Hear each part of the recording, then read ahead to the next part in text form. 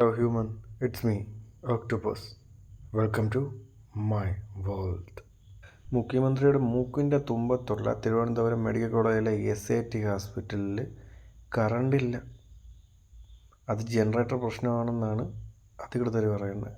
KSE പറയുന്നു അവർക്ക് കുറ്റമില്ലെന്ന്. കണ്ണിൻ്റെ തുമ്പിലുള്ള ഈ ഒരു ഹോസ്പിറ്റലിൽ കറണ്ടില്ലാതെ കുഞ്ഞുങ്ങളും അമ്മമാരും ഇരിക്കുന്ന ഒരു സിറ്റുവേഷൻ വന്നു. ഇപ്പോൾ കുറച്ച് മുമ്പേ ആയിട്ട് അത് ക്ലിയർ ചെയ്തിട്ടുണ്ട്.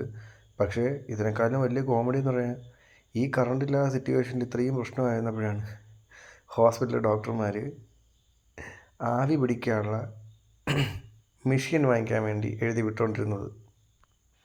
അവർ എവിടെ കൊണ്ടിട്ട് കുത്തും ഇങ്ങനെ എഴുതി വിട്ട? ഡോക്ടർമാർ ചികിത്സിക്കുന്നതെന്ന് പറഞ്ഞാൽ ടോർച്ചിൻ്റെ വെട്ടത്തിൽ.